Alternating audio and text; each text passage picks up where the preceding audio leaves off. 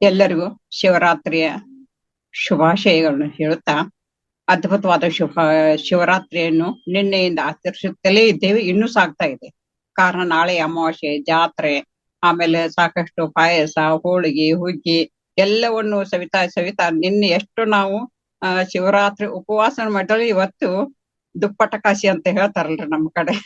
ಹಾಗೆ ಹಲವಾರು ಪ್ರಸಾದವನ್ನು ಸ್ವೀಕರಿಸಿ ನಾವಾಗೆಲ್ಲ ನಾವೆಲ್ಲರೂ ಶಿವಮಯವಾಗಿದ್ದೇವಂತ ಹೇಳ್ತಾ ತಮ್ಮೆಲ್ಲರಿಗೂ ಮತ್ತೊಮ್ಮೆ ಶಿವರಾತ್ರಿ ಹಬ್ಬದ ಶುಭಾಶಯಗಳನ್ನು ಹೇಳುತ್ತಾ, ಶರಣರು ಒಂದು ಕಡೆ ಹೇಳಿದ್ದಾರೆ, ಶರಣ ನಿದ್ರೆಗೈದರೆ ಜಪ ಕಾಣಿರೋ. ಶರಣ ಅಂದ್ರ ನಮ್ಮ ಶರಣರ ದೃಷ್ಟಿಯಲ್ಲಿ ಸಾಕಷ್ಟು ತಾವೆಲ್ಲರೂ ಬಲ್ಲವರು. ಆದ್ರೂ ಸಹಿತ ಒಂದು ವಚನ ನೆನಪು ಬಂತಾರೆ ಶಿವರಾತ್ರಿ ಅಂತ ಕೂಡ್ಲೆ. ಅದು ಹೇಗೆ ಅಂದ್ರೆ, ಶರಣ ನಿದ್ರೆಗೈದರೆ ಜಪ ಕಾಣಿರೋ, ಶರಣ ಎದ್ದು ಕುಳಿತರೆ ಶಿವರಾತ್ರಿ ಕಾಣಿರೋ, ಶರಣ ನಡೆದುದೇ ಶಿವತತ್ವ ಕಾಣಿರೋ, ಕೂಡಲ ಸಂಗನ ಶರಣರ ಕಾಯವೇ ಕೈಲಾಸ ಕಾಣಿರೋ ಅಂತ ಹೇಳಿ ಒಂದ್ ಕಡೆ ಬಸವಣ್ಣವ್ರು ಹೇಳಿದಾರೆ. ಇನ್ನೊಂದು ಕಡೆ ಮುಕ್ತಾಯಕನು ಒಂದು ವಚನ ಹೇಳಿದಾಡ್ರದು, ಸುಮ್ಮನೇಕೆ ದಿನ ಕಳಿವಿರಿ, ಸುಮ್ಮನೇಕೆ ದಿನ ಕಳಿವಿರಿ, ಸುಮ್ಮನೇಕೆ ಹೊತ್ತು ಕಳಿವಿರಿ, ಸುಮ್ಮನೇಕೆ ಹೊತ್ತು ಕಳಿವಿರಿ ಸ್ವಾಮಿಗಳಿರ, ಮಾಡ ಬನ್ನಿ ದಿನ ಶಿವರಾತ್ರಿಯ, ಮಾಡ ಬನ್ನಿ ದಿನ ಶಿವರಾತ್ರಿಯ, ಕೇಳ ಬನ್ನಿ ಶಿವಾನುಭವ, ಕೇಳ ಬನ್ನಿ ಶಿವಾನುಭವ, ನೋಡ ಬನ್ನಿ ಅಜಗಣ್ಣನಿರುವ ಬಸವ ತಂದೆ ಅಂತ ಏಕಸಿಂದ ನಾವೆಲ್ಲರೂ ಯಾವ ಶರಣ್ಯರ ಹಲವಾರು ಶರಣರ ಶಿವರಾತ್ರಿಯಿಂದ ಶರಣರ ಜಯಂತಿ, ಜ್ಞಾನಿಗಳ ಜಯಂತಿ, ಜ್ಞಾನಿಗಳನ್ನ ಸ್ಮರಣೆ ಮಾಡಿಕೊಳ್ಳುವುದೇ ಜಯಂತಿ. ಅಂದ್ರೆ ಸಮೀಪ ಆ ಶರಣರು ತತ್ವಗಳನ್ನ ಏನ್ ಹೇಳಿಕೊಟ್ಟಿದ್ದಾರಲ್ಲ, ಆ ತತ್ವದೊಂದಿಗೆ ನಾವು ಬದುಕುವುದು, ತತ್ವಗಳೊಂದಿಗೆ ನಾವು ಉಸಿರಾಡಿಸುವುದೇ ಶಿವರಾತ್ರಿ ಅಂತ ಹೇಳಿ ನೀವೆಲ್ಲರಲ್ಲಿ ಹೇಳ್ತಾ ಇವತ್ತಿನ ದಿನ ನಾವು ಒಂದು ವಿಷಯಕ್ಕೆ ಬರೋಣ. ಮೊಟ್ಟ ಮೊದಲು ನಾವು ಬಸವಾದಿ ಶರಣರೆಲ್ಲ ಹೃದಯ ಮಂದಿರದಲ್ಲಿ ಸ್ಮರಿಸಿಕೊಳ್ಳುತ್ತಾ, ಅದೇ ಪ್ರಕಾರ ನಮ್ಮ ರಂಗನಾಥ ಗುರುಜಿಯವರಿಗೂ ಮತ್ತೆ ತಮ್ಮೆಲ್ಲರ ಅಂತರಂಗದಲ್ಲಿ ಅಡಗಿರುವಂತ ಆ ಶಿವಚೇತನಕ್ಕೆ ಅನಂತ ಶರಣಾರ್ಥಿಗಳು. ಅದೇ ಪ್ರಕಾರ ರಂಗನಾಥ ಗುರುಜಿಯವರು ಇಷ್ಟೊಂದು ನಿಮ್ಮೆಲ್ಲರೊಂದು ಅನುಕೂಲವನ್ನು ಮಾಡಿಕೊಟ್ಟಿದ್ದಾರಲ್ಲ, ಜ್ಞಾನದ ಬಳಕೆಯನ್ನು ಪ್ರತಿಯೊಬ್ಬರಲ್ಲಿ ಹುದುಗಿರುವಂತ ಹುಮ್ಮಸ್ಸದಿಂದ ಅದನ್ನು ಕುಟುದೆಬ್ಬಿಸುತ್ತಿದ್ದಾರಲ್ಲ, ಅದಕ್ಕಾಗಿ ಅನಂತ ಧನ್ಯವಾದಗಳನ್ನು ಹೇಳುತ್ತಾ, ಎಲ್ಲಾ ಮಹಾತ್ಮರಿಗೂ ಶರಣರಿಗೂ ಆಮೇಲೆ ಸಾಧು ಸಂತರಿಗೂ ಸಹಿತ ಅವರೆಲ್ಲರ ಪಾದ ಪದ್ಮಗಳಿಗೆ ನಾನು ಕೊಡಮಟ್ಟು ಇವತ್ತಿನ ವಿಷಯ ಮರೆವಿಲ್ಲದ ಮಹಾಜ್ಞಾನಿ. ಮರೆವು ಯಾರಿಗಿಲ್ಲರಿ? ಮರೆವು ಪ್ರತಿಯೊಬ್ಬರಿಗೆ ಇದೇ ಇದೆ. ಕಾರಣ ಅದರಲ್ಲಂತೂ ಹೆಣ್ಮಕ್ಳಿಗಂತೂ ಹಾಲನ್ನು ಗ್ಯಾಸ್ ಮೇಲೆ ಇಟ್ಟೆ ಮರತೆ, ಅನ್ನವನ್ನು ಇಟ್ಟೆ ಮರತೆ. ಯಾಕಂದ್ರೆ ಹಲವು ಕೆಲಸಗಳಲ್ಲಿ ತೊಡಗ್ತಾ ಇರ್ತೀವಲ್ರಿ ನಾವು. ಮರೆವು ಅದೊಂದು ಸಾಮಾನ್ಯ ಅನ್ಸದ. ಬರೀ ಹೆಣ್ಮಕ್ಳಿಗೆ ಅಷ್ಟಲ್ಲ, ಗಂಡ್ಮಕ್ಳಿಗೆ ಸಹಿತ ಮರೆವು ಇರ್ತದ ನೋಡ್ರಿ. ಗಾಡಿ ಓಡಿಸ್ಬೇಕಾದ್ರ ಅದು ಮರೆತಾಗನ ಆಕ್ಸಿಡೆಂಟ್ ಆಗ್ತಾವ್ರದ್ದು. ಕಾರಣ ಯಾವ ರೀತಿ ಡ್ರೈವಿಂಗ್ ಮಾಡ್ಬೇಕು, ಎಲ್ಲಿ ಕಾಲಿನಿಂದ ಎಲ್ಲಿ ಟಚ್ ಮಾಡ್ಬೇಕು, ಯಾವ ರೀತಿ ಎಡಗಡೆ ಬಲಗಡೆ ಯಾವ ರೀತಿ ಮಾಡಬೇಕು ಅನ್ನೋಂತ ಒಂದ್ ಸೆಕೆಂದದಲ್ಲಿ ಮರೆವು ಆದಾಗ ದೊಡ್ಡ ಅನಾಹುತ ಆಕ್ಸಿಡೆಂಟ್ಗಳಾಗ್ತಾವ. ಹೌದಾ? ಅದ ಪ್ರಕಾರ ಇನ್ನೊಂದು ವಿಚಾರ ಹೇಳ್ಬೋದ್ರಿ. ಗಾಡಿ 2 ವೀಲರ್ ಮೇಲೆ ಹೋಗ್ತಿರ್ತಾರ, ಗಂಡ ಮುಂದೆ ಕೂತಿರ್ತಾನ್ರಿ, ಹೆಂಡತಿ ಹಿಂದೆ ಕೂತಿರ್ತಾಳ್ರಿ.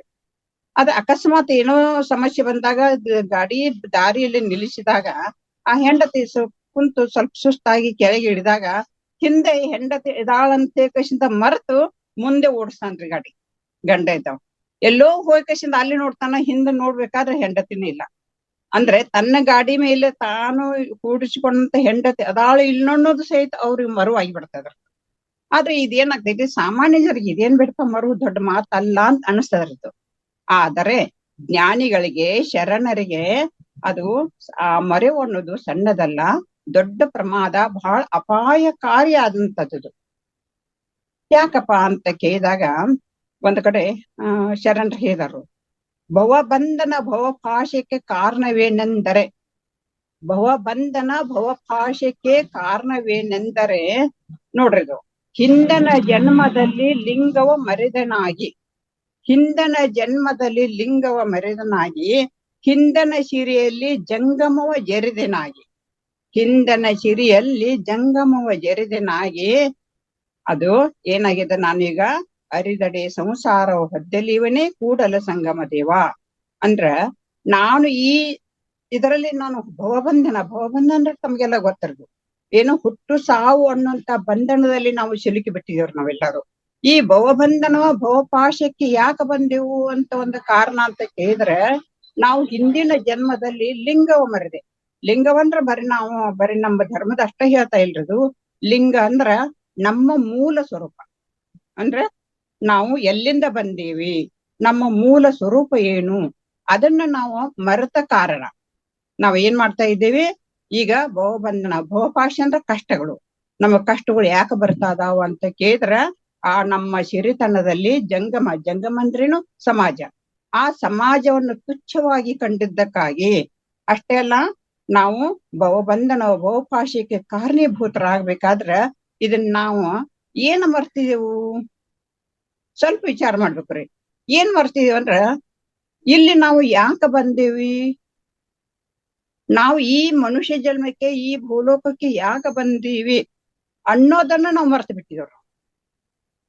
ಆದ್ರೆ ಶರಣರಾಗ್ಲಿ ಜ್ಞಾನಿಗಳಾಗ್ಲಿ ಅವ್ರ ಏನ್ ಮಾಡಿದಾರ್ರಿ, ಅವ್ರಿಗೆ ಗೊತ್ತು ರೀ ಇಲ್ಲಿ ಯಾಕೆ ಬಂದೀವಿ ಅನ್ನೋದು ಗೊತ್ತಿರೋದು ಅವ್ರಿಗೆ. ಅದಕ್ಕಾಗಿ ಸದಾ ಕಾಲ ಅವ್ರ ಎತ್ತರಿಂದ ಇರ್ತಿದ್ರು ನೋಡ್ರಿ.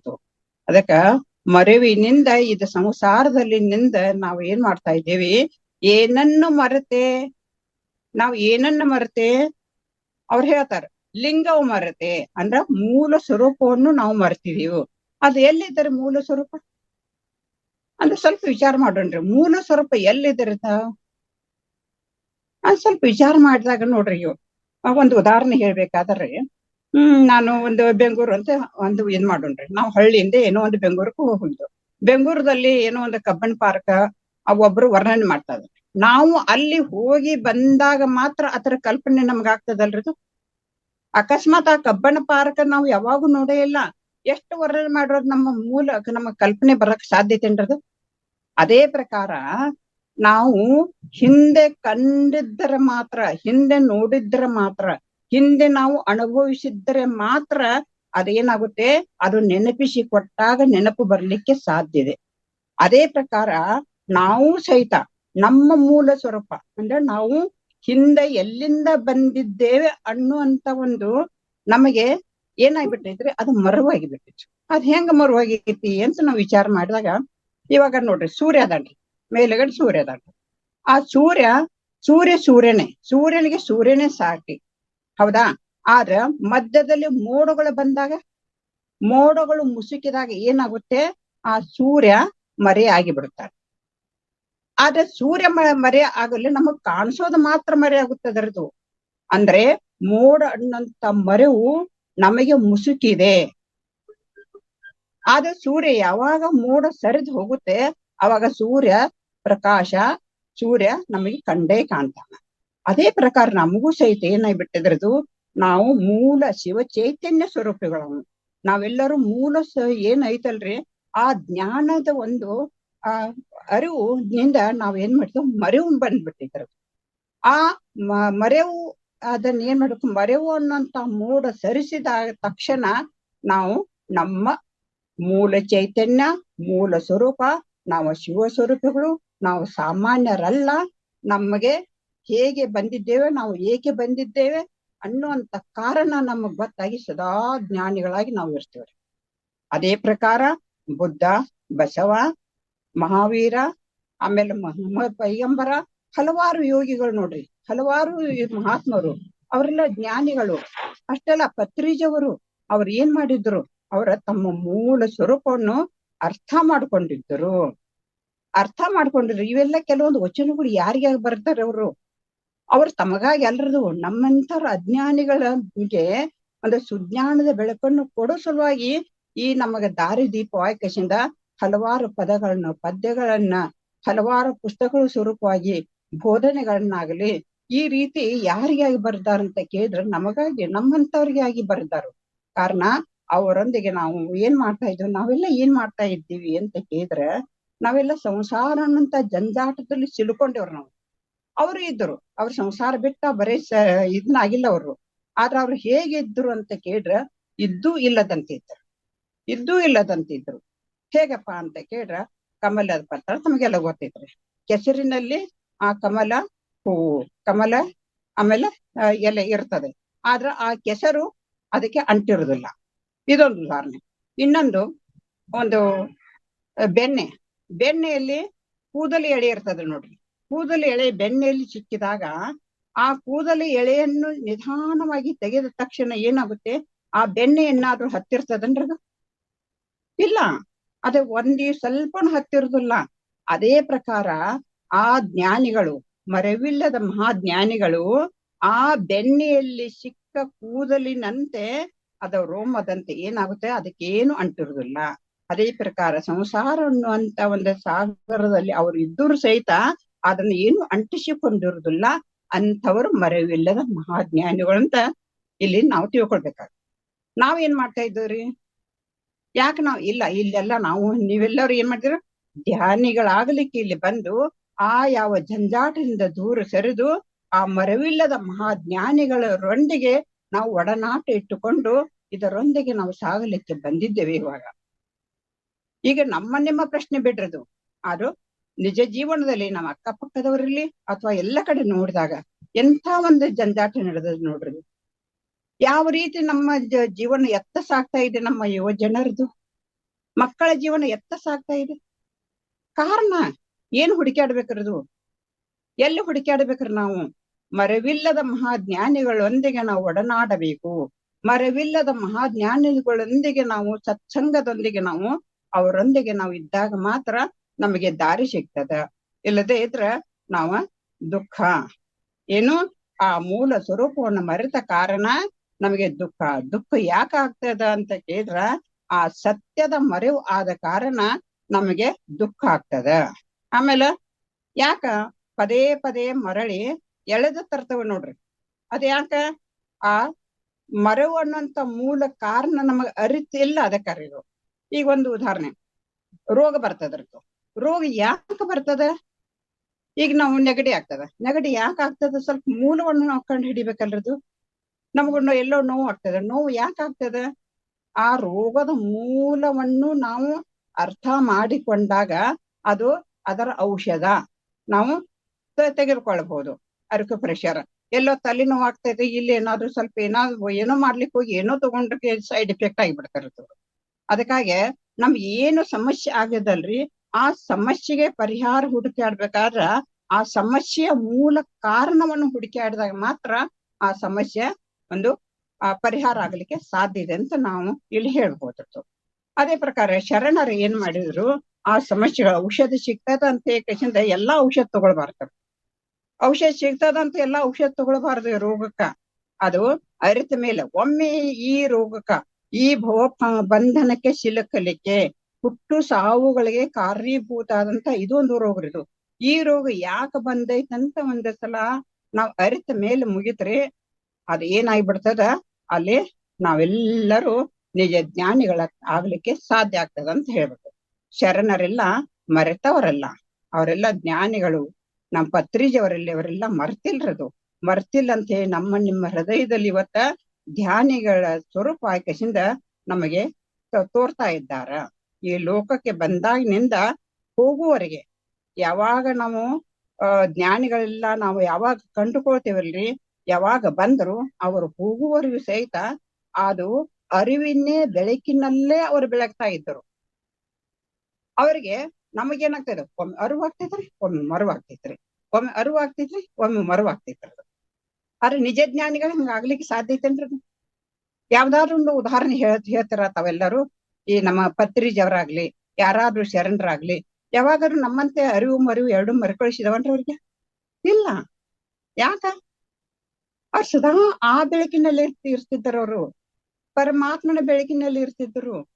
ಇಲ್ಲಿ ಯಾಕ ಬಂದೇವಂತ ಏಕಶಿಂದ ಪ್ರತಿಯೊಂದು ಕ್ಷಣಗಳಲ್ಲಿ ಅರಿತೇ ಅವರು ಉಸಿರಾಡಿಸ್ತಿದ್ರು ಅಂದಾಗ ಆ ಮನುಷ್ಯರಿಗೆ ನಮಗೆಲ್ಲರಿಗೂ ಅದೊಂದು ಗೊತ್ತಿದ್ರೆ ಸಾಕಿರೋದು. ಯಾಕೆ ನಾವು ಇಲ್ಲಿ ಬಂದೆವು ಅಂತ ಏಕಶಿಂದ ಗೊತ್ತಾದ್ರೆ ಸಾಕು. ನಾವು ಆ ಗೊತ್ತು ಇಲ್ಲದ ಕಾರಣಕ್ಕ ನಾವೆಲ್ಲ ಏನ್ ಮಾಡ್ತಿದ್ವು, ತಲ್ಲಣವಾಗ್ತಾ ಇದ್ದೇವೆ. ನಾವೆಲ್ಲರೂ ತಲ್ಲಣವಾಗ್ತಾ ಇದ್ದೇವ್ರಿ. ನಾವೆಲ್ಲ ಇಲ್ಲಿ ಯಾಕೆ ಕೂಡಿದ್ದೇವೆ? ಈಗ ನೋಡ್ರಿ, ನೀವು ಎಲ್ಲ ಇಲ್ಲಿ ಕೂಡಿದವ್ರ ಏನು ಯಾಕೆ ಕೂಡಿದವ್ರು? ನಾವೆಲ್ಲರೂ ಈ ಮರವಿಲ್ಲದ ಮಹಾಜ್ಞಾನಿ ಏನೋ ಒಂದ್ ಅಲ್ಪ ಮಟ್ಟಿಗೆ ತಿಳಿದ ಇವ್ರು ಹೇಳಾವ್ರದಾರ ಅಂತ ಹೇಳಿ ನಾವೆಲ್ಲ ಕೂಡಿದವ್ರು. ನೀವೆಲ್ಲ ಕೇಳ್ತಾ ಇದ್ದಾರೆ, ನಾವೇನೋ ಹೇಳ್ತಾ ಇದ್ದೇವ್ರಿ. ಆದ್ರೂ ಸಹಿತ ಇದು ನಾವ್ ಏನ್ ಹೇಳ್ತಾವ ಅನ್ನೋದು ನಿಮ್ಗೆ ಈ ಕಡೆ ಲಕ್ಷತ್ತು ನಿಮ್ಗೆ ಅರ್ಥ ಆಗ್ತಾ ಇದ್ರದ್ದು. ಹೌದ್ರ? ಇಲ್ಲದೆ ಇದ್ರೆ ಏನಾಗ್ಬಿಡ್ತೈತ್ರದು, ಆ ಕಡೆ ನೋಡಿ ಈ ಕಡೆ ನೋಡು. ಒಂದು ಉದಾಹರಣೆ, ನೀನು ಒಂದ್ ಕಡೆ ಪ್ರವಚನಕ್ಕೆ ಹೋಗಿದ್ರಿ. ನಾನು ಆ ಪ್ರವಚನಕ್ಕೆ ಹೋದಾಗ ಏನಾಯ್ತರದು, ಪ್ರವಚನ ಹೇಳೋರು ಹೇಳ್ತಾ ಇದಾರ, ನಾನಂತೂ ಏಕಾಗ್ರತೆಯಿಂದ ಕೇಳ್ತಾ ಇದ್ದೇನೆ. ಅಲ್ಲಿ ಒಂದ್ 4 ಜನ ಹೆಣ್ಮಕ್ಳು ಕೂಡಿಸಿ ಮಾತಾಡಕ್ ಚಾಲು ಮಾಡಿ. ಆಮೇಲೆ ಮತ್ತೊಬ್ರು ಸುಮ್ನೆ ಇರ ಅಂತಂದ್ರು. ಮತ್ ಹಾಗೆ ಮಾತಾಡಕ್ ಚಾಲು ಮಾಡ್ರು. ಅಲ್ಲಿ ಪ್ರವಚನ ಹೇಳ್ತಾ ಇದಾರೆ, ನಮಗಾರ ಪ್ರವಚನ ಕೇಳೋದು ಹೇಳೋದು ಆಸಕ್ತಿ. ಆದ್ರೆ ಅವರು ಮತ್ತೊಬ್ರು ಹೇಳ್ತಾರ, ಇಲ್ಲಿ ಯಾಕೆ ಬಂದಿ ಅಂತ ಕೇಳ್ತಾರ. ಎಚ್ಚರ ಮಾಡ್ತಾ ಇದಾರೆ, ಇಲ್ಲಿ ಯಾಕೆ ಬಂದಿ ನೀನು ಅಂದ್ರೆ, ಇಲ್ಲಿ ಪ್ರವಚನ ಕೇಳಕ್ ಬಂದಿನೋ ಮಾತಾಡಕ್ ಬಂದಿನೋ. ಇನ್ನೊಬ್ರು ಗುರು ರೂಪ ಹಾಕಿಸಿಂದ ಅವ್ರಿಗೆ ಪ್ರಶ್ನೆಗಳು ಕೇಳ್ತಾ ಇದಾರ. ಆಗ ಸುಮ್ನೆ ಕೂಡ್ರುವಂತ ಪ್ರಸಂಗ ಬರ್ತದೆ. ಅದೇ ಪ್ರಕಾರ ನಾವು ನೀವೆಲ್ಲರೂ ಈ ಲೋಕಕ್ಕ ನಾವು ಮನುಷ್ಯನಾಗಿ ಹುಟ್ಟಿ ಯಾಕ ಬಂದೇವಿ, ನಮ್ಗ ಅರಿವು ಬೇಕಲ್ರದು. ಅದನ್ನ ಮರ್ತು ಬಿಟ್ಟಿದವ್ರು. ನಾವ್ ಯಾಕೆ ಬಂದೇವಂತ ಹೇಳಿ ಕಶನ್ ನಾವು ಮರ್ತು ಬಿಟ್ಟಾಗ ನಾವ್ ಏನ್ ಮಾಡಿದೇವು, ಇಲ್ಲೆಲ್ಲ ಯಾಕೆ ಕೂಡ್ದೇವು, ನಾವ ಮರವಿಲ್ಲದ ಮಹಾಜ್ಞಾನಿಯ ವಿಷಯವನ್ನು ತಿಳ್ಕೊಳ್ಳಿಕ್ಕೆ ನಾವು ಕೂಡಿದ್ದೇವು ಅನ್ನುವಂತ ನಮಗ್ ಕಲ್ಪನೆ ಇರಬೇಕಿರೋದು. ಅದ್ರಲ್ಲಿ ಇಲ್ಲದೇ ತರ ಅಕ್ಕಪಕ್ಕದಲ್ಲಿ ಯಾರಾದ್ರೂ ಬೈತಾರ ನೋಡ್ರಿದು. ಅದೇ ಹಾಗೆ ನಾವು ಸದಾ ಕಾಲ ಇದರಿಂದ ಬಿಡುಗಡೆ ಹೊಂದಬೇಕಾದ್ರ ಏನೈತಿ ಇಲ್ಲಿ, ಏನ್ ಸುಖ ಐತಿ ಇಲ್ಲಿ ಅಂತ ನೆನಪು ಮಾಡ್ಕೋತ ಇದ್ರ ಏನಾಗ್ಬಿಡ್ತೈತೆ, ನಾವು ಜಾಗೃತವಾಗಿರ್ತೇವೆ. ಸದಾಕಾಲ ಜಾಗೃತವಾಗಿರುವಂತ, ಸದಾಕಾಲ ಜ್ಞಾನದ ಒಂದು ಜ್ಯೋತಿ ತುಂಬಿರುವಂತ ಅಂತ ಮಹಾಜ್ಞಾನಿಗಳ ಕಡೆಯಿಂದ ನಾವೆಲ್ಲರೂ ತಿಳ್ಕೊಳ್ಬೇಕಾಗಿ. ಅಂದ್ರೆ ಈಗ ಒಂದು ಅಂತವ್ರ ಏನು ವಚನಗಳು ಅಂದ್ರೆ, ನಾವೊಂದು ಉದಾಹರಣೆ ಹೇಳ್ತೀನಿ. ಒಂದು ಷಣ್ಮುಖ ಶಿವಗಳು ಒಂದು ವಚನದಲ್ಲಿ ಹೇಳಿದಾರ, ನಾವು ಇಲ್ಲಿ ಯಾಕೆ ಬಂದೇವಿ ಅಂತ ಹೇಳಿ ಒಂದು ವಚನ, ಬಹಳ ಸುಂದರ ವಚನ, ಆದ್ರೂ ಸಹಿತ ದೊಡ್ಡದ ವಚನ ಐತಿ. ನುಸ್ತಾತರ ಅರ್ಥ ಹೇಳಲಿಕ್ಕೆ ನಾನು ಪ್ರಯತ್ನ ಮಾಡ್ತೇನೆ. ಅಂದ್ರೆ ಏನೈತಿ ಅಂತ ಕೇಳಿದ್ರೆ, ನಾವೆಲ್ಲರೂ ಎಲ್ಲಿಂದ ಬಂದೇವ ಅಂತ ಹೇಳಿ ಕೇಳಿದ ಕೂಡಲೇ ಏನಾಗ್ತದೆ, ನಾವೆಲ್ಲರೂ ತಾಯಿಯ ಗರ್ಭದಲ್ಲಿ ಕುಂತ ಬಂದೀವಿ ಅಂತ ಹೇಳ್ಬೋದ್ರಿ ನಾವೆಲ್ಲರೂ. ಆದ್ರೂ ಸಹಿತ ಇವಾಗ ಏನು ಸ್ಕ್ಯಾನಿಂಗ್ ಅದು ಇದು ಗರ್ಭದಲ್ಲಿ ಇದ್ದಾಗ ಹೇಗಿತ್ತು ಏನಿತ್ತು ಅಂತ ಈಗೇನು ವಿಜ್ಞಾನ ಯುಗದಲ್ಲಿ ಕಂಡಿರಬಹುದು. ಆದ್ರೆ ಹಿಂದಿನ ಕಾಲದಲ್ಲಿ ಅದು ಏನು ಅರಿವಿರ್ಲಿಲ್ಲ. ಅವಾಗ ಷಣ್ಮುಖ ಶಿವಗಳೊಂದು ವಚನ ಹೇಳ್ತಾರ. ಏನ್ ಹೇಳ್ತಾರಂತ ಕೇಳಿದ್ರ, ನಾವು ನೀವೆಲ್ಲರೂ ಬಂದೇವ, ಹೆಂಗ ಬಂದೆವು ಅಂತ ಕೇಳಿದ್ರ ಒಂದು ಸೊಗಸಾದ ವಚನ. ಅದಕ್ಕಿಂತ ಮೊದಲು ಒಂದು ತಾಯಿ ಒಂದು ಉದಾಹರಣೆ ಹೇಳ್ತೇನ್ರಿ, ಮತ್ ಆಮೇಲೆ ಅದ ವಚನದ ಅರ್ಥ ಹೇಳ್ತೇನ್ರಿ. ಅದು ಉದಾಹರಣೆ ಹೇಳಿರದ ವಚನ ಗೊತ್ತಾಗ್ತದೆ. ನಾವೆಲ್ಲರೂ ಬಂದೇವು ಅಂತ ಹೇಳಿದಾಗ ಒಂದು ವಚನ. ಒಬ್ಬಳ ತಾಯಿ ಇದ್ದಕ್ಕೆ ಏನ್ ಮಾಡ್ತಾಳ್ರಿ, ಮನೆಯಲ್ಲಿ ಒಬ್ಬರ ನೆಂಟ್ರು ಬಂದಿರ್ತಾರ. ನೆಂಟ್ರು ಬಂದಾಗ ಅಲ್ಲಿ ಏನಾಗ್ತದೆ, ಒಂದು ಬೆಲ್ಲ ಖಾಲಿ ಆಗಿರ್ತಾರೆ ಮನೆಯಲ್ಲಿ. ಬೆಲ್ಲ ತರ್ಲಿಕ್ಕೆ ಅಂತ ಏನ್ ಮಾಡ್ತಾಳ್ರಿ, ಒಂದು ತಾಯಿ ಇದ್ದಳು ಆ ಮಗುವಿನ ಕಡೆ ಒಂದು 50 ರೂಪಾಯಿ ಕೊಟ್ಟು ಕಳಿಸ್ತಾಳ. 50 ರೂಪಾಯಿ ಕೊಟ್ಟು ಕಳಿಸಿದಾಗ ಅದು ಮಗು ಏನ್ ಮಾಡ್ತಾನ, ಅದು ತರ್ಲಿಕ್ಕೆ ಅಂತ ಹೋಗ್ತದ ಬೆಲ್ಲ. ಅಂಗಡಿಗೆ ಹೋಗುವಷ್ಟ್ರೊಳಗ ದಾರಿಯಲ್ಲಿ ಏನಾಗಿ ಬಿಡ್ತದ, ಒಂದು ಡೊಂಬರ ಆಟ ಬರ್ತದ. ಡೊಂಬರ ಆಟ ಬಂದಾಗ ಆ ಮಗು ಏನ್ ಮಾಡ್ತದ, ಡೊಂಬರ ಆಟ ನೋಡ್ತಾ ನೋಡ್ತಾ ನೋಡ್ತಾ ಆ ಬೆಲ್ಲವನ್ನ ತರೋದ ಮರ್ತ ಹಾಗೆ ನಿಂತು ಬಿಡ್ತದೆ.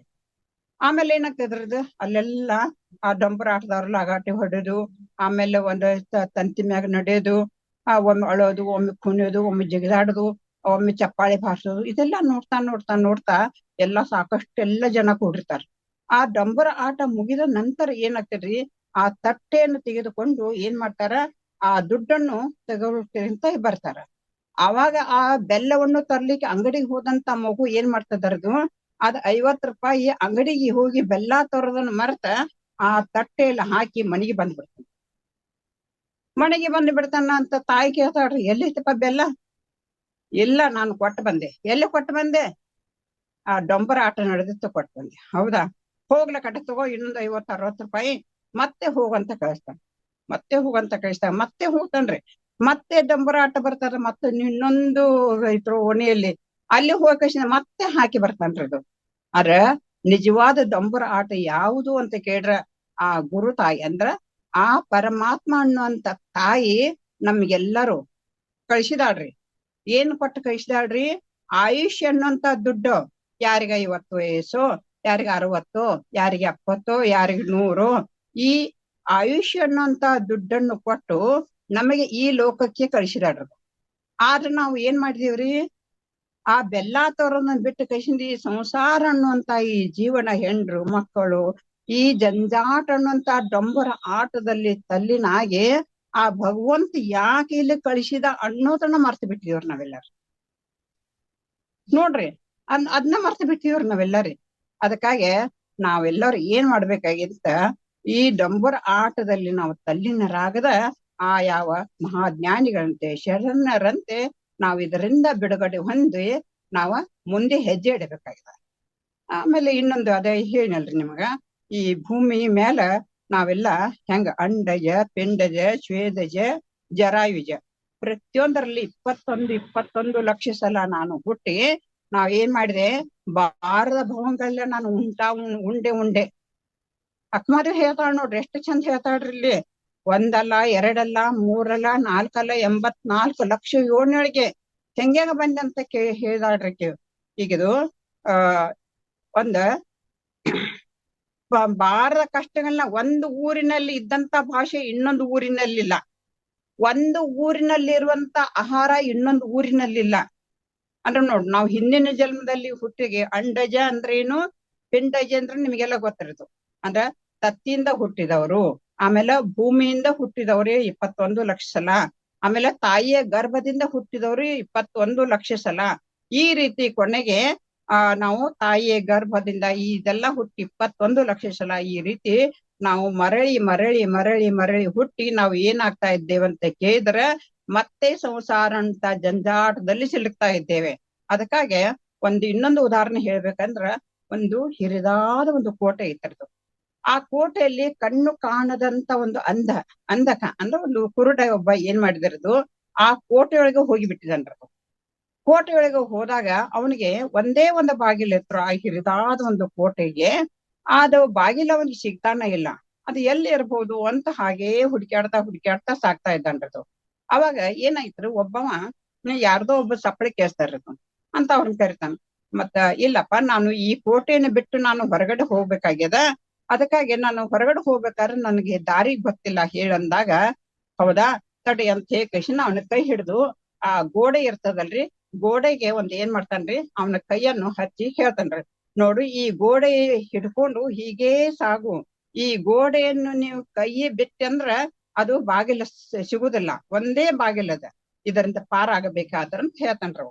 ಆಯ್ತು ಅಂತ ಹೇಳಿ ನಾವ್ ಏನ್ ಮಾಡ್ತಾನ್ರಿ, ಆ ಕೋಟೆಯ ಗೋಡೆ ಹಿಡ್ಕೊಂಡು ಹೋಗ್ತಾ ಏನ್ ಮಾಡ್ತಾನ್ರಿ, ಹಾಗೇ ಸಾಕ್ತದನ್ರದು. ಆದ್ರೂ ಸಹಿತ ಬಾಗಿಲು ಸಿಗಲೇ ಇಲ್ಲ ಅದ್ರದು. ಮತ್ತೆ ಹಾಗೆ ಸಾಕ್ತಾನ್ರದು. ಏನಪ್ಪಾ ಇಷ್ಟೊಂದು ನಾನು ದೊಡ್ಡದೈತಿಲ್ಲ, ನನಗೆ ಯಾವಾಗ ಬಾಗಿಲು ಸಿಗ್ತದ ಅಂತ ಹಾಗೇ ತಿರುಗೋದು.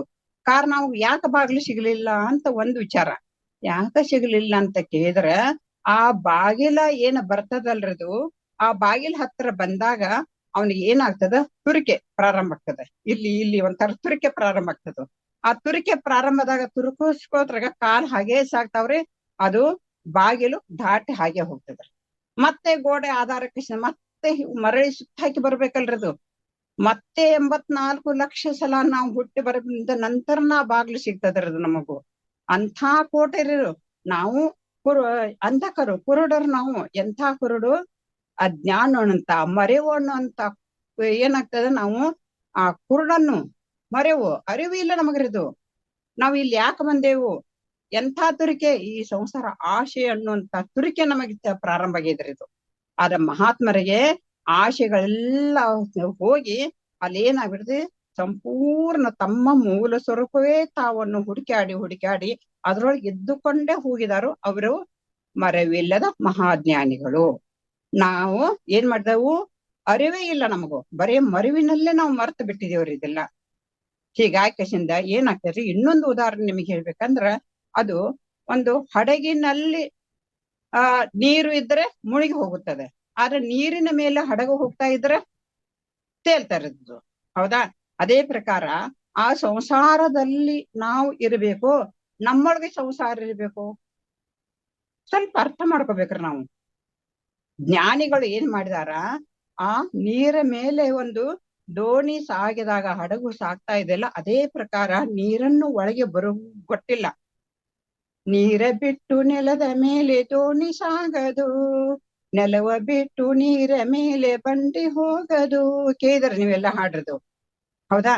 ಅದೇ ಪ್ರಕಾರ ನಾವೆಲ್ಲರೂ ಏನ್ ಮಾಡಿದ್ವು, ಆಶೆ ಅನ್ನುವಂತ ರಂಧ್ರವನ್ನು ಅದರಲ್ಲಿ ತೆಗೆದು ಆ ನೀರನ್ನು, ಆಶೆ ಅನ್ನುವಂತ ನೀರನ್ನು ಒಳಗೆ ಬರ್ಲಿಕ್ಕೆ ನಾವು ಆಸ್ಪದ ಮಾಡಿಕೊಟ್ಟಿದ್ದೇವೆ. ಮತ್ತ ನೀರು ಬಂದಾಗ ಬರೇ ನಾವು ಆ ಬಂದಂತ ನೀರನ್ನು ಚೆಲ್ತಾ ಚೆಲ್ತಾ ಚೆಲ್ತಾ ಚೆಲ್ತಾ ಏನ್ ಮಾಡಿದೆವು, ಅದರಲ್ಲೇ ನಾವು ಸಮಯವನ್ನ ಹರಣ ಮಾಡಿ ನಮ್ಮ ಆಯುಷ್ಯ ಅನ್ನುವಂಥದ್ದನ್ನು ಹೋಗೇ ಬಿಡ್ತಾ ಇದ್ದಾರೆ. ಆದ್ರೆ ಜ್ಞಾನಿಗಳು ಏನ್ ಮಾಡಿದರು, ಆಶೆಗಳನ್ನೆಲ್ಲ ಬಿಟ್ಟು ಬಿಡ್ತಾರಲ್ಲ ಅಂತಾರಂದ್ರೆ ಬರ್ಲಿಕ್ಕೆ ಸಾಧ್ಯ ಹೇಗಿರೋದು. ಅದಕ್ಕಾಗಿ ನಾವ್ ಏನ್ ಮಾಡ್ತಾ ಇದ್ದೇವೆ, ಮರ್ತು ಬಿಟ್ಟಿದೇವ್ರಿ ನಾವು. ಈಗ ನೋಡ್ರಿ, ಒಂದ್ ಅತ್ತೆ ಸೊಸೆ ಒಂದು ಉದಾಹರಣೆ ಹೇಳ್ಬೋದ್ರಿ. ಅತ್ತೆ ಇದ್ದಾಳು ಮನೆಗೆ ಅದಾಳ್ರಿ, ಆ ಸೊಸೆ ಹೊಸದಾಗಿ ಬಂದಾಳ್ರಿ, ಏನೋ ಒಂದ್ ಸ್ವಲ್ಪ ಏನೋ ಮಾಡಕ್ ಹೋಗಿ ಏನೋ ಮರ್ತ ಹಿಡ್ದು ಈ 3 ದಿನ ಆತ ಬಂದ ಬರೀ ಮರ್ತ ಬಿಡತಾಳ ನೋಡಿ ಇವಳು, ಅತ್ತೆ ಆದವಳು ಮರ್ತಾಳ. ಹಾಗಾದ್ರೆ ತಾನು ಇಲ್ಲೇ ಇದ್ದೇಕದಾನ್ರಿ, ತಾನು ಒಂದೇ ದಿನ ಈ ಮನೆಗೆ ಸೊಸೆಯಾಗಿ ಬಂದಿಳಲ್ಲಿ, ಏನು ಇದ ಮನೆಯಲ್ಲಿ ಹುಟ್ಟಿ ಬೆಳೆದಾಡ್ರದು.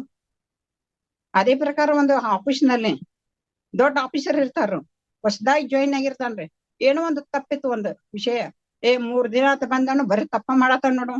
ಅಲ್ಲ, ತಾನೂ ಈ ಆಫೀಸ್ನಲ್ಲಿ ಹೊಸದಾಗಿ ಬಂದಾಗ ತಾನು ಅದೇ ತಪ್ಪನ್ನು ಮಾಡಿದ್ದನ್ನು ಮರ್ತು ಬಿಟ್ಟಿರ್ತಾನ್ರದು. ಆದ್ರೂ ಸಹಿತ ಈಗ ಬಂದವ್ರಿಗೆ ಅಂದ್ರೆ ತಾನು ಯಾರಂತೂ ತನ್ನ ಹಿಂದಿನದ್ ಸ್ವಲ್ಪ ವಿಚಾರ ಮಾಡ್ಕೊಂಡು ಹೋಗ್ಬೇಕಿರೋದು. ನಾವೆಲ್ಲರೂ ಯಾರು, ನಾವೆಲ್ಲ ಏನ್ ಮಾಡ್ತಾ ಇದ್ದೇವೆ ನಾವು ನೋಡು. ಒಂದು ಬಸ್ನೆಲ್ಲ ಹೋಗ್ತಾ ಇದ್ರು ನಾವು, ಬಸ್ನಾಗ ಹೋಗ್ಬೇಕಾದ್ರ ಆ ಸೀಟ್ ಸಿಕ್ತಂದ್ರೆ ಎಷ್ಟೊಂದು ನಮಗ್ ಇನ್ನಾಗ್ತದ ನೋಡ್ರಿದು, ನಮಗ್ ಸೀಟ್ ಸಿಕ್. ಹಾಗಾದ್ರೆ ಕೊನೆಯವ್ರಿಗೆ ಅಲ್ಲ ಆ ಸೀಟ್ ಮೇಲೆ ಇರ್ಬೇಕಾ ನಾವು? ಯಾರಾದ್ರೂ ಸ್ವಲ್ಪ ಆಸ್ಪದ ಮಾಡಿಕೊಡ್ಬೇಕ? ಇಲ್ಲ, ನಮ್ಮದೇ ಸೀಟು, ನಾನು ಮೊದಲು ಬಂದೆ. ಯಾರ ಮೊದಲು ಬಂದಾರ, ಯಾರು ಹೋಗಾರಿದು, ಎಲ್ಲಿದಾರ ಇದು ಜೀವನ? ನಮ್ ಊರು ಬಂದ್ಕೊಂಡು ನಾವು ಇವ್ರು ಹೋಗ್ಬೇಕ್ರಿ ಇದು. ಆದ್ರೆ ಅದನ್ನ ನೆನಪಿಲ್ರಿ ನಮಗೂ. ನಮ್ ಊರು ಬಂದ ಕೂಡಲೇ ನಾವ್ ಹೋಗ್ಬೇಕು ಅನ್ನೋದೇ ನೆನಪಿಲ್ರಿ ನಮಗೂ. ನಾವ್ ಹೆಂಗಿರ್ಬೇಕಂತ ಕೇಳಿದ್ರ, ಈಗ ನೋಡ್ರಿ ಟ್ರೈನ್ದ ಇದ್ರೊಳಗ ನಾವು ನೋಡ್ಬೋದು, ಸ್ಟೇಷನ್ದಲ್ಲಿ ಟ್ರೈನ್ ಬರುದು ಸಮಯ ಅವಕಾಶ ಇರ್ತದ್ರಿ ಒಂದ್ ಸ್ವಲ್ಪ. ಅಲ್ಲಿ ಅವ್ರಿಗೆ ಏನ್ ಮಾಡ್ತಾರ, ಇನ್ನು ಟ್ರೈನ್ ಬರೋದು ಅರ್ಧ ಗಂಟೆ ಇದೆ ಅಂತ ಹೇಳಿ ಒಂದು ಸೀಟ್ ಸರಿ ಮಾಡ್ಕೊಂಡು ಬ್ಯಾಗ್ ಎಲ್ಲ ಸಮ ಮಾಡ್ಕೊಂಡು ಸುಮ್ನೆ ಹಿಂಗ್ ಒಂದ್ ಸ್ವಲ್ಪ ಕಣ್ ಮುಚ್ಚಿ ಕೂಡಿರ್ತಾರದು. ಆದ್ರೆ ಅಲ್ಲೇ ಹಾಸಿ ಹೊದ್ಕೊಂಡು ಮಲ್ಕೊಳಕ್ ಸಾಧ್ಯತೆನ್ರಿ? ಯಾಕ ಟ್ರೈನ್ ಬಂದ ತಕ್ಷಣ ಹೋಗ್ಬೇಕು ಅನ್ನೋಂತ ಅರಿವು ಐತ್ರಲ್ಲಿ ಇದು. ನಾವು ನಮ್ಮ ಜೀವನ ಹಾಗೆ ಇರೋದು, ಟ್ರೈನ್ ಬಂದ ಕೂಡಲೇ ಹೋಗ್ಬೇಕು ಅನ್ನೋಂತ ಅರಿವು ಐತಲ್ರಿ. ಹಾಗೂ ನಮ್ಮ ಕರೆ ಬಂದ ಕೂಡಲೇ ಈ ಶರೀರ ಅನ್ನೋಂತ ಒಂದು ವಸ್ತುವನ್ನು ಬಿಟ್ಟು ನಮ್ಮ ಪಯಣ ಮುಂದೆ ಸಾಗಬೇಕಾಯ್ತಲ್ರು. ಎಲ್ಲಿ ಅದು ಪಯಣ? ನಮ್ಮ ಮೂಲ ಸ್ವರೂಪದ ಪಯಣ, ಮತ್ತೆ ಮರೆಯಬಾರದಂತ ಪಯಣರದು. ಅದು ನಮಗ ಅರಿವು ಇರ್ಬೇಕರದು. ನಾವ್ ಯಾಕೆ ಬಂದೇವ್ರಲ್ಲಿ? ಸ್ವಲ್ಪ ವಿಶ್ರಾಂತಿ ತಗೊಳ್ಳಿಕ್ಕೆ, ರೆಸ್ಟ್ ಮಾಡ್ಕೋಬೇಕೈತ್ರಿ. Rest is best medicine. ಅದ ಅರ್ಥ ಮಾಡ್ಕೊಳ್ಳಿಲ್ರಿ ನಾವು. ಇಲ್ಲ, ಈಗ ಒಂದು ಮನೆ ಕಟ್ಟಿಸ್ಬೇಕಾಯ್ತ್ರಿ, ಆ ಸಿಮೆಂಟ್ ಅದು ಏನು ತರ್ಬೇಕಾಗಿದ್ರ ಉಸುಕದು, ಪವರ್ಫುಲ್ ಐತ್ರಿದು. ಇದು 200 ವರ್ಷ ಬದುಕುತ್ತದ್ರಿ. ಹಾಗಾದ್ರೆ ನಾವು 200 ವರ್ಷ ಬದುಕ್ತೇವಾ? ಅರ್ಥ ಮಾಡ್ಕೋಬೇಕ್ರಿ ನಾವು. ನಮ್ಮ ಸಾಧ್ಯತೆ 200 ವರ್ಷ ಬದುಕಲಿಕ್ಕೆ. ನಾವು ಈ ಮನೆಯಲ್ಲೊಂದು ಇನ್ನೊಂದು ಮನೆಯಲ್ಲಿ ಒಂದು ಗುಬ್ಬಿ ಹೆರರ ಮನೆಯಲ್ಲೊಂದು ಮನೆ ಕಟ್ಟಿದರೆ ಅದು ತನ್ನ ಮನೆ ಎಂಬಂತೆ ನಾವು ಅದೇವು ಮಹಾಮನೆ, ಭಗವಂತನ ಮಹಾಮನೆಯಲ್ಲಿ ನಾವೊಂದು ಪುಟ್ಟದೊಂದು ಗೂಡು ಐತಿರ್ದು. ಇದು ನನ್ನ ಮನೆಯಲ್ಲ, ನಾವು ಇಲ್ಲಿರುದು ಸುಮ್ಮನೆ, ನಮ್ಮ ಮನೆ ಇಹುದು ಅಲ್ಲೇ. ಆ ಮನೆಯನ್ನು ಮರ್ತು ಬಿಟ್ಟಿದೇವ್ರು ನಾವು. ಬಾಡಿಗೆದಾರರು ನಾವುಗಳೆಲ್ಲ. ಇಷ್ಟೇ ವರ್ಷ, ಇಷ್ಟೇ ದಿವಸ, ಇಷ್ಟೇ ಸೆಕೆಂಡ್, ಇಷ್ಟೇ ನಿಮಿಷ, ಈ ಕ್ಷಣ ಬಂತಂದ್ರೆ ಈ ಕ್ಷಣನೇ ನಾವ್ ಎದ್ದು ಹೋಗ್ಬೇಕ್ರಿದು. ಇಲ್ಲ, ನಾವ್ ಇನ್ನೂ ಎಷ್ಟು ಬದುಕ್ತೇವೇನೋ, ಹೋಗಬೇಕು ಅನ್ನೋದನ್ನ ಮರ್ತು ಬಿಟ್ಟಿದೇವ್ರು ನಾವು. ಆದ್ರೆ ಶರಣರು ಜ್ಞಾನಿಗಳು ಹಾಗಲ್ಲ, ಮರವಿಲ್ಲದ ಮಹಾಜ್ಞಾನಿಗಳು. ಅವ್ರಿಗೆ ಗೊತ್ತರಿದು, ಸುಖ ಬಂದ್ರು ಅಷ್ಟೇ, ದುಃಖ ಬಂದ್ರು ಅಷ್ಟೇ, ಎಲ್ಲಿ ಹೋದ್ರು ಅಷ್ಟೇ, ಇಲ್ಲಿದ್ರು ಅಷ್ಟೇ, ಎಲ್ಲಿದ್ರು ಸಹಿತ ನೆಮ್ಮದಿ, ಶಾಂತತೆ. ನೋಡ್ರಿ, ಅವರಲ್ಲಿರುವಂತ ಶಾಂತತೆ ಎಲ್ಲದರಿ ನಮಗ? ನಮ್ಮ ಲೌಕಿಕ ಜನರಿಗೆ ಎಲ್ಲದ ನೋಡ್ರಿದು. ಅದನ್ನೆಲ್ಲ ಅರಿತು ನಾವೆಲ್ಲ ಬಾಳ ಬೆಳೆಯಬೇಕಾಗಿದಾರ. ನನ್ನ ಫಲ, ನನ್ನ ಮನೆ, ನನ್ನ ಮಕ್ಕಳು ಅನ್ನುವಂತ ಭ್ರಮೆಯಿಂದ ನಾವು ಹೊರಗೆ ಬರಬೇಕಾಯ್ತು. ಗಂಡ ಹೆಂಡತಿ ಎಲ್ಲ ಇದ್ದೂ ಇಲ್ಲದಂತೆ ಇರಬೇಕರದು. ಅದೆಲ್ಲ ಬಿಟ್ಟು ಕಸಿಂದ ನೋಡ್ರದು. ಒಂದು ಬುದ್ಧ ಪ್ರವಚನ ಮಾಡ್ತಾ ಇದ್ರಿ. ಒಂದು ಕಡೆ ಪ್ರವಚನ ಮಾಡುವಾಗ ಏನ್ ಮಾಡ್ತಾ ಇದ್ರು, ಬಹಳ ಒಂದು ಏಕಾಗ್ರತೆಯಿಂದ ಪ್ರವಚನ ಮಾಡ್ತಾ ಇದ್ರು. ಅಕಸ್ಮಾತ್ ಅಲ್ಲಿ ಒಬ್ಬ ಏನ್ ಮಾಡಿದಾರೆ, ಪ್ರವಚನ ಕೇಳ್ತಾ ಇದ್ದಾನ್ರಿ. ಅಲ್ಲಿ ಏನಾಗ್ತೈತಿ, ಕಾಲು ಅಳಿಗಾಡ್ಸ್ಕೋತ ಹೀಗೀಗಿ ಕಾಲು ಅಳಿಗಾಡ್ಸ್ಕೋತ ಸುಮ್ನ ಕೈ ಹಿಂಗ್ ಮಾಡ್ಕೋತ ಕುಂತಿರ್ತಾನ್ರಿ. ಆ ಬುದ್ಧರಿಗೆ ಏನಾಗ್ತದ್ರಿ, ಒಂದ್ ಸ್ವಲ್ಪ ಸಮಸ್ಯೆ ಆಗ್ತದಾರ. ಅಲ್ಲ ಕಾಲ ಕೈ ಹಿಂಗ್ ಮಾಡಾಕತ್ತನ್ ಯಾಕ ಏನು ಪ್ರವಚನ ಹೇಳೋದ್ ಬಿಟ್ಟು ಬುದ್ಧ ಏನ್ ಮಾಡ್ತಾರ್ರಿ, ಸ್ವಲ್ಪ ಕಾಲ ಅಳಿಗಾಡ್ಸೋ ಸುಮ್ನೀರು ಅಂತ ಹೇಳ್ತಾರೆ. ಹೌದಾ, ನಾ ಕಾಲ ಅಳಿಗಾಡ್ಸ್ತಾ ಇದ್ದೇನೆ, ಕೈ ಅಳಿಗಾಡ್ಸ್ತಾ ಇದ್ದೇನೆ, ಗೊತ್ತಿಲ್ಲರ ಅವನಿಗೆ, ಗೊತ್ತೇ ಇಲ್ರ ಅವನಿಗೂ. ಕಾಲ ಅಳಿಗಾಡ್ಸು ಗೊತ್ತಿಲ್ಲ, ಕೈ ಅಳಿಗಾಡ್ಸು ಗೊತ್ತಿಲ್ಲ. ನಂಗ್ ಗೊತ್ತಿಲ್ರಿ ಅಂತ ಹೇಳ್ತಾನ. ನೀ ಗೊತ್ತಿದ್ದು ಏನ್ ಮಾಡಿದಿಪ್ಪ ನೀ ಗೊತ್ತಿದ್ದು ಏನು ಮಾಡಿಲ್ಲ, ಎಲ್ಲ ಏನು ಮಾಡುದಿಲ್ಲ, ಗೊತ್ತಿಲ್ಲದ ಮಾಡಿದಿ ಅಂತ ಗೌತಮ್ ಬುದ್ಧರು ಇಲ್ಲಿ ಹೇಳ್ತಾ ಇದಾರೆ. ಅದಕ್ಕಾಗಿ ನಾವು ಎಲ್ಲಾರು ಏನ್ ಮಾಡ್ತೀವಿ, ನಾವು ಆ ಗೊತ್ತಿಲ್ಲದ ನಾವ ಈ ಸಂಸಾರದಲ್ಲಿ ಅಂಟಿಕೊಂಡು ಬಿಟ್ಟಿದ್ದೇವೆ. ನಾವು ಈ ಕೆಸರಿನಲ್ಲಿ ಕಮಲವನ್ನು ಹೊತ್ತಿ ತೆಗೆದು ಹೋಗದಂತೆ ನಾವೆಲ್ಲರೂ ಏನ್ ಮಾಡ್ಬೇಕು, ನಮ್ಮ ನೆಲೆ ಮೂಲ ಸ್ವರೂಪವನ್ನ ಯಾವಾಗ ನಾವು ಅರಿತೇವೋ ಆವಾಗ ನಾವು ನಾವಾಗಿ ಉಳಿದಿಲ್ಲ, ನಾವು ಭಗವಂತನ ಆಗಿ ಉಳಿತೇವು, ನಾವು ಪರಮ ಚೈತನ್ಯ ಸ್ವರೂಪವಾಗಿ ಉಳಿತೇವು, ನಾವು ಜ್ಞಾನಿಗಳಾಗಿ ಉಳಿತೇವು. ಅದಕ್ಕಾಗಿ ನನಗೆ ನಿಮ್ಮ ನೆನಹಾದಾಗಲೇ ಉದಯ, ನಿಮ್ಮ ಮರಹಾದಾಗಲೇ ಅಸ್ತಮಾನ, ನಿಮ್ಮ ನೆನಹೇ ಜೀವನ, ನಿಮ್ಮ ನೆನಹೇ ಪ್ರಾಣ ಕಾಣ ತಂದೆ ಸ್ವಾಮಿ, ಎನ್ನ ಹೃದಯದಲ್ಲಿ ನಿಮ್ಮ ಚರಣ ದುಂಡಿಗೆ ಅನ್ನುತ್ತಯ್ಯ, ಎನ್ನ ವದನದಲ್ಲಿ ನಿಮ್ಮ ಷಡಕ್ಷರಿಯ ಬರೆಯ ಕೂಡಲ ಸಂಗಮ ದೇವ. ಎಷ್ಟು ಚಂದ ಹೇಳಿದಾರ ನೋಡ್ರ ವಚನ ಮುಖಾಂತರ. ಅದಕ್ಕ ನಾವು ಮೂಲ ದೇವ ಸ್ವರೂಪರೇ ಇದ್ದಂತ ಹೇಳಿಂದ ಈಗೆಲ್ಲಾ ಮರ್ತಿದೇವ್ ನಾವು. ಸೂರ್ಯನ ಮೇಲೆ ಒಂದು ಮೋಡ ಬಂದಂತೆ ಆ ಮೋಡ ಸರಿದಾಗ ಆ ಸೂರ್ಯನ ಅರಿವು ನಮಗ್ ಉಂಟಾಗ್ತದೆ. ಅದೇ ಪ್ರಕಾರ ನಮ್ಮ ಮೂಲ ಸ್ವರೂಪ ಅರಿಬೇಕಾದ್ರೆ ಆ ಬಲ್ಲವರಿಂದ ನಾವು ಸ್ವಲ್ಪ ಒಂದು ವಚನಗಳ ಕಡೆ ನಾವು ಲಕ್ಷ್ಯ ಮಾಡೋಣ. ಅಂದ್ರೆ ಹೆಂಗ ಮಾಡೋದು ಅಂತ ಕೇಳಿದ್ರೆ, ಆಗಿನ ಸಮಯದಲ್ಲಿ ಸ್ಕ್ಯಾನಿಂಗ್ ಇರ್ಲಿಲ್ಲ ಅಂತ ಹೇಳಿದಲ್ರಿ, ಗರ್ಭದಲ್ಲಿ ಆ ಮಗು ಇದ್ದಂತೆ ನಾವೆಲ್ಲರೂ ನೆನ್ಪೋಯ್ತೇನ್ರಿ, ನಮ್ಮ ತಾಯಿಯ ಗರ್ಭದಲ್ಲಿ ನಾವ್ ಹೇಗ್ ಕುಂತಿದ್ದು ಅನ್ನೋದು ನೆನಪೈತೇನ್ರಿ ನಮ್ಗೆ? ಇಲ್ಲ, ನಮಗ್ ನೆನಪಿಲ್ಲ ಯಾರಿಗೂ. ಆದ್ರೂ ಸಹಿತ ಆ ಬೇರೆದವ್ರದಾರ ನೋಡಿ ನಾವು ನೆನ್ಪು ಮಾಡ್ಕೊಳ್ಬೇಕಲ್ರಿ, ನಾವು ಹೀಗೆ ಗರ್ಭದಲ್ಲಿ ಕುಂತಿದ್ದು ಅಂತೇಳಿ. ಹೇಗ್ ಕೂತಿದ್ರು ನಾವು, ಎಷ್ಟು ತಿಂಗಳು ಕೂತಿದ್ರು ನಾವು, 9 ತಿಂಗಳ ತಾಯಿಯ ಗರ್ಭದಲ್ಲಿ ಹೇಗಿದ್ದೇವು ಅಂತ ನೆನಪಿಸಿಕೊಳ್ಳೋಣ. ಯಾವ ರೀತಿ ಅಂಡಜ ಹೆಂಗ, ಪಿಂಡಜ ಹೆಂಗ, ಛೇದಜ ಹೆಂಗ, ಅದೆಲ್ಲ ಒಂದಾಗಿ ಒಂದೊಂದೊಂದೊಂದೊಂದು ನೋಡಿದಾಗ ಆ ಬಿಂದು ರೂಪಾಗಿ ನೋಡ್ರಿ, ಆ ತಾಯಿ ತಂದೆಯ ಒಂದು ಬಿಂದು ರೂಪಾಗಿ ತಾಯಿಯ ಬಸರಲ್ಲಿ ನಿಂದು 9 ತಿಂಗಳ ಪರ್ಯಂತ ಅವಯವ ಬಲಿದು ಪಿಂಡವರ್ಧನನಾಗಿ ಕಳ್ಳನಂತೆ ಎಡಮೂರ್ಗಿ ಕಟ್ಟಿ ನೋಡ್ರಿ, ಕಳ್ಳನ್ ಹೆಂಗ ಎಡಮೂರ್ಗಿ ಕಟ್ತಾರಲ್ಲ, ಹಿಂಗ ಯಾವ ರೀತಿ ತಾಯಿ ಗರ್ಭದಲ್ಲಿ ಕುಂತೀವಿ ಸ್ವಲ್ಪ ನೆನ್ಪು ಮಾಡ್ಕೊಂಡ್ರೆ ನಾವು, ಎಡಮೂರಿಗೆ ಕಟ್ಟಿ ಕಸಿಂದ ಏನ್ ಮಾಡಿದ್ದಲ್ಲಿ ಒಂದೆರಡು ಕಣ್ಣು ಮುಚ್ಚಿ ಕುಕ್ಕುಟಾಸನ ಎಲ್ಲರಿಗೂ ಗೊತ್ತಿರೋದು, ಒಂದ್ ಕಡೆ ಕಡಿಯುವ ಜಂತುಗಳಲ್ಲಿ, ಅಷ್ಟೇ ಅಲ್ಲ ಸುಡುವ ಇದರಲ್ಲಿ ಜಠರಾಗ್ನಿಯಲ್ಲಿ, ಮತ್ತೆ ಒಂದ್ ಕಡೆ ಮಲಮೂತ್ರಗಳ ಬಾಧೆಯಲ್ಲಿ, ಆಮೇಲೆ ಕಡಿಕೆಯ ಬಾಧೆ, ಆಮೇಲೆ ಅನಂತ ಕೋಟಿ ಬಾಧೆಗಳಿಂದ ನಾವು ಎಲ್ಲ ಅಲ್ಲಿ ಕುಂತಿದೇವ್ರ. ನಾವು ಅದ್ ಮರ್ತಿದೇವ್ರ, ನಾವೆಲ್ಲ ಹೆಂಗ್ ಕೂತಿದೇವ್ ಅನ್ನೋದು. ಏನೋ ತಾಯಿ ಒಳ್ಳೆ ಉಳಿದ್ರು, ಒಳ್ಳೆ ಆಹಾರ ತಗೊಂಡ್ರು ಚಲೋರಿ, ಇಲ್ಲದೆ ಇದ್ರೆ ಏನಾಗ್ತೈತ್ರಿ, ಬರೀ ಉಪ್ಪಿನಕಾಯಿ ಮಣ್ಣು ಆಮೇಲೆ ಏನೇನೋ ತಿಂತಾರಲ್ಲಿ ಗರ್ಭಿಣಿಯರು. ಹಂಗೆಲ್ಲ ತಿಂದಾಗ ಅವಳಿಗೂ ಒಂಥ ಉರಿತ, ಆ ಮಗುವಿಗೆ ಸಹಿತ ಯಾವ ರೀತಿ ಕಷ್ಟ ಬಾಧೆಗಳು ಉಂಟಾಗ್ತಾವ್ ನೋಡ್ರಿದು. ಅಯ್ಯೋ ದುಃಖ, ಎಂಥ ದುಃಖಕ್ಕೆ ಬಂದೆ. ಆವಾಗ ಅರಿವಾಗ್ತದರದು, ನಾನು ಈ ತಾಯಿಯ ಗರ್ಭದಲ್ಲಿ ಇಷ್ಟ ಕಷ್ಟದಿಂದ ಯಾಕೆ ಬಂದೆ ನಾನು, ಇನ್ನೊಮ್ಮೆ ಇಂಥ ಒಂದಿದರಲ್ಲಿ ನಾನು ಬರ್ಲಾರೆ. ಅದಕ್ಕಾಗಿ ಮೊರೆ ಹೋಗ್ತದರ ಮಗು. ನಾವು ನೀವೆಲ್ಲರೂ ಮೊರೆ ಹೋಗಿದೇವ್ರಿ. ಎಂಥ ರಾಜನಿರ್ಲಿ, ಸ್ವಾಮಿ ಇರ್ಲಿ, ಋಷಿ ಇರ್ಲಿ, ಯಾರೇ ಇದ್ರು ಸಹಿತ ತಾಯಿ ಗರ್ಭದಲ್ಲಿ ಕುಂತ ಬಂದೇವಲ್ರಿ ನಾವೆಲ್ಲರೂ. ನೇರವಾಗಿ ನಾವೆಲ್ಲ ಉದಿಯಾಗಿದ್ದೇವ್ರಿ ಇದರಿಂದ, ಆಕಾಶದಿಂದ ಇಲ್ಲ, ತಾಯಿಯ ಗರ್ಭದಲ್ಲಿ ಇದ್ದುಕೊಂಡು ಇಂಥ ಒಂದು ಪಡಬಾರ್ದ ಕಷ್ಟಗಳೆಲ್ಲ ಪಟ್ಟ ನಾವು ಹುಟ್ಟಿ ಬಂದೇವ್ರು ನಾವೆಲ್ಲರೂ. ಅಂತ ನರಕದಿಂದ ಬಿಡುಗಡೆ ಆಗಬೇಕಂತೇಳಿ ಎಷ್ಟೊಂದು ಕಷ್ಟ ಆಗಿದೆ ನೋಡ್ರಿ. ಅಷ್ಟೇ ಅಲ್ಲ, ಅವ್ರು ಹೇಳ್ತಾರ್ರಿ ಯಾವ ರೀತಿ ಅಂತ. ಅವಾಗ ತಕ್ಷಣ ಆ ಮಗುವಿಗೆ ನೆನಪು ಆಗ್ತದರದು, ನಾನು ಇಷ್ಟೊಂದು ಕಷ್ಟದಿಂದ ಯಾಕೆ ಗರ್ಭದಲ್ಲಿ ನಾನು ಬಂದೆ, ಇದಕ್ಕೆ ಬಿಡುಗಡೆ ಮಾಡು, ಶಿವಧೋ. ಅಯ್ಯೋ ದೇವಾ, ಭಗವಂತ ನನ್ನ ಕಾಪಾಡು, ನಾನು ಮತ್ತಿಂಥ ಗರ್ಭ ಅನ್ನುವಂತ ನರಕಕ್ಕೆ ಬರಲಾರೆ ಅಂತ ಏಕಸಿದ ನೀವೆಲ್ಲರೂ ಮೊರೆ ಇಟ್ಟಿದೆವು. ಅವಾಗ ಏನಾಗಿ ಬಿಡ್ತದಂದ್ರ, ಒಂದು ಕೋಟಿ ಶಿಡಿಲು ಹೊಡೆದಂತೆ. ಎಲ್ಲ ತಾಯಂದ್ರಿಗೆ ಗೊತ್ತು ಹೆರಿಗೆ ಸಮಯದಲ್ಲಿ ಯಾವ ನೋವು ಆಗ್ತದಂತ ಹೇಳಿ. ಒಂದು ಸಿಡಿಲು ಹೊಡೆದಾಗ ಇಷ್ಟೊಂದು ಶಬ್ದ, ಇಷ್ಟೊಂದು ನೋವು ತಾಪಗಳಾಗ್ತಾವ. ಆದ್ರ ಆ ಹೆರಿಗೆ ಸಮಯದಲ್ಲಿ ಕೋಟಿ ಸಿಡಿಲು ಹೊಡೆದಂತೆ ಅಂಥ ನೋವು ಆದಾಗ ಏನಾಗ್ತದ, ಆ ಮಗು ಆ ಬಾಧೆಯನ್ನು ತಾಳಲಾರದೆ ಒಮ್ಮೆಲೆ ಏನಾಗಿಬಿಡ್ತದ, ಥರಥರನೇ ನಡುತ್ತದ್ರಿ. ನಾವೆಲ್ಲ ನಡಿಯೋವ್ರಿ ತಾಯಿಯ ಗರ್ಭದಿಂದ ಹೊರಗ ಬರುವಾಗ ಯಾವ ರೀತಿ ಆ ನೋವಿನ ಬಾಧೆ, ಪ್ರಸೂತಿಯ ಬಾಧೆ ಯಾವ ರೀತಿ ಆಗ್ತದಂತ ಕೇಳ್ರ, ಆ ಗಾಳಿ ಬೀಸಲು ಅದನ್ನ ಕಂಡು ಥರಥರನೆ ನಡುಗಿ ಜ್ಞಾನ ಪಲ್ಲಟಗೊಂಡು, ಜ್ಞಾನ ಏನಾಗ್ತದ್ರಿ ಪಲ್ಲಟಗೊಂಡು ದಿಗ್ಭ್ರಮೆಯಾಗಿ, ಆ ಸಮಯದಲ್ಲಿ ಆತ್ಮ ಹೆಂಗೆ ಆಗ್ತದ್ರದು ದಿಗ್ಭ್ರಮೆ ಆಗ್ಬಿಡ್ತದ.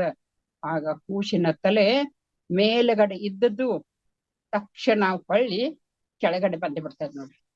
ಕೆಳಗೆ ಗಿರ್ರನೆ ಕೆಳಗೆ ಬಂದಾಗ ಯಾವ ರೀತಿ ಆಗ್ತದಂತ ಕೇಳಿದಾಗ ತಕ್ಷಣ ಆ ಮಗು ಹೊರಗೆ ಬಂದ ಕೂಡಲೇ ಯಾವಾಗ ಭೂಮಿ ಕಂಡಿತು, ಯಾವಾಗ ಒಂದು ಸೂಲಗಿತ್ತೆಯ ಕೈಯಲ್ಲಿ ಪ್ರವೇಶ ಆಯಿತು, ಯಾವಾಗ ಆ ತಲೆ ಮೇಲ್ಗಡೆ ಇದ್ದುದು ಗಿರ್ರನೆ ಕೆಳಗಡೆ ಹೊಂದಿತು, ಆ ಕಷ್ಟಗಳೆಲ್ಲ ಮರ್ತೇ ಬಿಟ್ಟು ನಾವೆಲ್ಲರೂ ಮರ್ತೇ ಬಿಟ್ಟು ನಾವು. ಅಷ್ಟೆಲ್ಲ ಆ ಸಣ್ಣ ರಂಧ್ರದಿಂದ ಚಿನ್ನದ ಸಲಾಕೆ ತೆಗೆದಂತೆ ತಾಯಿ ಮಗುವಿನ ನೋವು ಹೇಳಲಾಗದು. ಬರೇ ತಾಯಿಯ ನೋವು ಅಷ್ಟಲ್ರಿ, ಆ ಖುಷಿಯೂ ಸಹಿತ ನೋವು ಆಗ್ತದ್ರದು. ಆವಾಗ ಏನಾಗ್ತದ, ಆ ಜ್ಞಾನನೂ ಪಲ್ಲಟ ಆಗ್ತದ. ಆಮೇಲೆ ಈ ಲೋಕಕ್ಕ ಈ ಗರ್ಭಕ್ಕೆ ಯಾಕೆ ಬಂದೆವು ಅನ್ನೋದನ್ನು ಮರ್ತು ಬಿಡ್ತೇವ್ರಿ ನಾವೆಲ್ಲರೂ. ಯಾವಾಗ ಸೂಲಗಿತ್ತಿ ಕೈಯಲ್ಲಿ ಭೂಮಿಯ ಪ್ರವೇಶ ಆದ ತಕ್ಷಣ ಹೋಗಿ ಬಿಡ್ತಿರೋದು.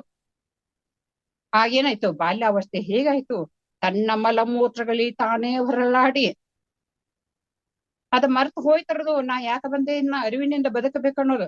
ಆದ್ರೆ ಜ್ಞಾನಿಗಳು ಹಾಗಿಲ್ಲ, ಅವ್ರ ಅರಿವಿತ್ತು ಅವ್ರಿಗೆ. ಅಂದುಕೊಳ್ಳಿ ಯಾವುದೇ ರೀತಿ ತಾಯಿಂದ್ರಿಗೆ ಕಷ್ಟ ಕೊಡದೆ ಈ ಭೂಮಿಗೆ ಪ್ರವೇಶ ಮಾಡಿ ಎಲ್ಲರನ್ನು ನಂದ ಗೋಕುಲಂತೆ ಆ ಆನಂದ ಭರಿತರನ್ನಾಗಿ ಮಾಡ್ತಾರ.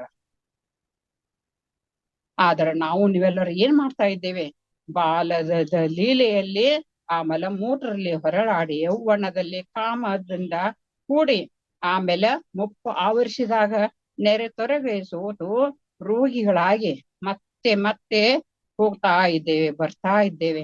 ಬಂದ ದಾರಿ ಬಿಟ್ಟವನೇ ಜೀವನ ಮುಕ್ತ. ಶರಣರು ಹೇಳ್ತಾರ, ನಾವ್ ಹೆಂಗ ಬಂದೆವು ಅನ್ನೋದನ್ನ ನಾವು ಏನ್ ಮಾಡ್ತೇವು, ಅದನ್ನ ಬಿಡಬೇಕಾರ್ದವ್ ನಾವು. ತಾಯಿಯ ಗರ್ಭದಿಂದ ಇಷ್ಟೊಂದು ಲಕ್ಷ ಸಲ ಹುಟ್ಟಿ ಬಂದೇವಲ್ರಿ, ಅದನ್ನ ಬಿಟ್ಟವನೇ ನಿಜವಾದ ಜೀವನ ಮುಕ್ತ. ಪ್ರತಿಯೊಬ್ಬರೂ ಸಹಿತ ಈ ದಾರಿಯಿಂದ ಬಿಟ್ಟಿದಾರ. ಆದ್ರೆ ಜ್ಞಾನಿಗಳು ಶರಣರು ನಮ್ಮ ಧ್ಯಾನದ ಮುಖಾಂತರ ಆಗ್ಲಿ, ಇಷ್ಟಲಿಂಗದ ಮುಖಾಂತರ ಆಗ್ಲಿ, ಆಮೇಲೆ ಜ್ಞಾನದ ಮುಖಾಂತರ ಆಗ್ಲಿ ಸರಳವಾಗಿ ಧ್ಯಾನಿಯಾಗಿ ನೀವು ನಿಮ್ಮ ಮೂಲ ಸ್ವರೂಪವನ್ನು ನೀವು ತಿಳಿದುಕೊಳ್ಳಿ. ಆಮೇಲೆ ಅಂತ ಒಂದು ದಾರಿಯನ್ನು ತೋರಿಸಿದಾರ ಅವರು.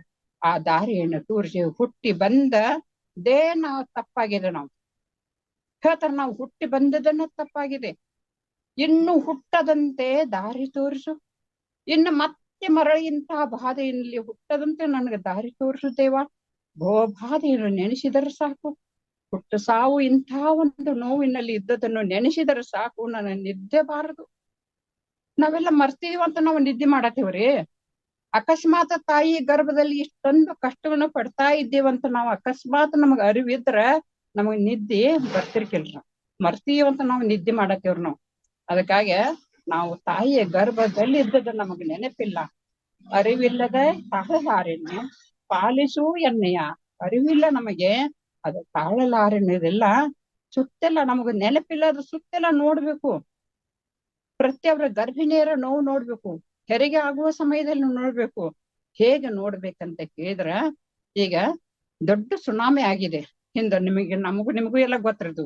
ಸುನಾಮಿಯಲ್ಲಿ ಹಲವು ಜನರು, ಮಕ್ಕಳು ಹೋದ್ರು, ತಾಯಿ ಉಳಿದಳು, ತಾಯಿ ಹೋದಳು, ಮಕ್ಕಳು ಉಳಿದ್ರು. ಆದ್ರೆ ಅವ್ರಿಗೆ ಎಂತ ಬಾಧೆ ನೋಡ್ರದು, ಎಷ್ಟೊಂದು ನೋವಾಗಿರ್ಬೋದ್ರದು.